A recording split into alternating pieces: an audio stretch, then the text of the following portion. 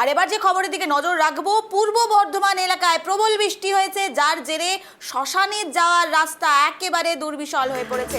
শ্মশানে যেতে গিয়েও সাধারণ মানুষকে একেবারে কষ্টের মধ্যে পড়তে হচ্ছে। গ্রামবাসীদের একেবারে গ্রামের প্রবেশ পথে পাকা রাস্তা থাকলেও শ্মশানমুখী রাস্তায় নেই কোনো সুষ্ঠু পরিকাঠামো। ফলে প্রিয়জনকে শেষ বিদায় যে জানাবে, সেই শেষ বিদায় জানাতেও কিন্তু এমন কষ্টের মধ্যে পড়তে হচ্ছে। এমনই একদম দৃশ্য ধরা পড়ছে আমাদের ক্যামেরায়, একেবারে এক্সক্লুসিভ আমরা দেখাচ্ছি আপনাদের সামনে। গ্রামের প্রবেশ পথ পাকা থাকলেও শ্মশানমুখী রাস্তায় নেই কোনো সুষ্ঠু পরিকাঠামো। ফলে প্রিয়জনকে শেষ বিদায় জানাতে গিয়েও এক প্রকার কষ্টের মুখে পড়তে হচ্ছে শোকাহত পরিবারদের। প্রশাসনকে বহুবার বিষয়টি জানানো হয়েছে, অথচ কোনো সুরাহা মেলেনি। একেবারে এক্সক্লুসিভ দৃশ্য আমরা দেখাচ্ছি, দেখতে পাচ্ছেন শ্মশান যাওয়ার পথে কিভাবে কষ্ট করে যেতে হচ্ছে শ্মশানে। শেষ বিদায় যে পরিজনকে জানাবে, তারও কোনো কিন্তু সমাধান নেই। প্রশাসনকে বহুবার জানানো হয়েছে বিষয়টি, কিন্তু কোনো রকম সুরাহা দেননি তারা, এমনটাই কিন্তু অভিযোগ উঠছে। গ্রামবাসীদের অভিযোগ, মারাত্মক অভিযোগ। পূর্ব বর্ধমান এলাকায় এমনই ঘটনা। এই মুহূর্তে আমাদের সঙ্গে টেলিফোন লাইনে রয়েছে প্রতিনিধি কল্যাণ, তার থেকে জানতে চাইবো শেষ বিদায় যে জানানো হবে তারও তো কোনো উপায় নেই। কল্যাণ,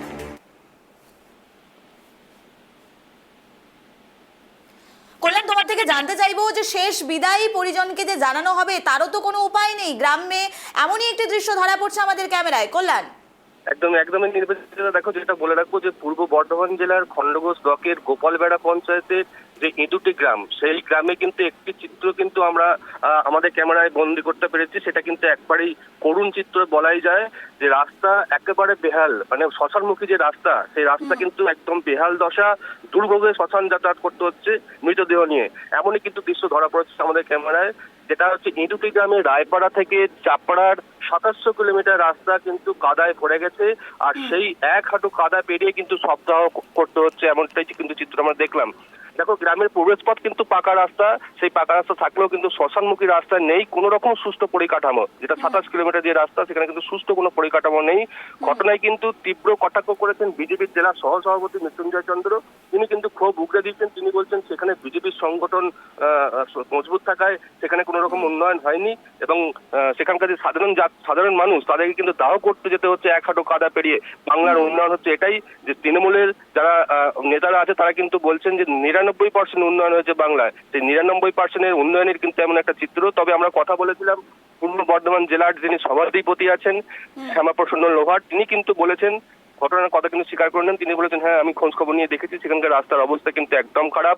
তবে আমি জেলা পরিষদের সদস্যদের বলেছি যত তাড়াতাড়ি সম্ভব সেখানে কিন্তু ইঞ্জিনিয়ার নিয়ে যাবে এবং সার্ভে করে নিয়ে এসে কিন্তু রিপোর্ট জমা দেবে। তারপরেই কিন্তু আমরা অতি দ্রুততার সঙ্গে কিন্তু এই যে রাস্তা, সেই রাস্তা কিন্তু আমরা মেরামত করে দেবো। একেবারে ধন্যবাদ কল্যাণ আমাদের সঙ্গে থাকার জন্য। অত্যন্ত গুরুত্বপূর্ণ বিষয় আমরা নজর রাখছি, যেখানে গ্রামে একেবারে রাস্তা একেবারে মাটিতে মিশে গেছে, জল কাদা পেরিয়ে শ্মশান যাত্রা করতে হচ্ছে।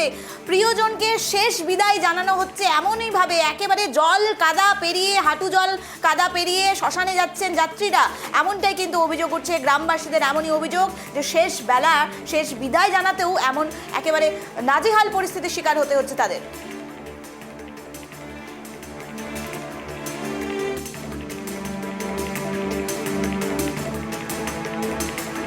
পূর্ব বর্ধমান জেলার খণ্ডঘোষ ব্লকের গোপালবেড়া গ্রাম পঞ্চায়েতে ইন্দুটি গ্রামে আজ একটি মৃতদেহ নিয়ে সৎকারের জন্য তার বাড়ির আত্মীয় স্বজন যাচ্ছে এক হাঁটু কাদা জল পেরিয়ে।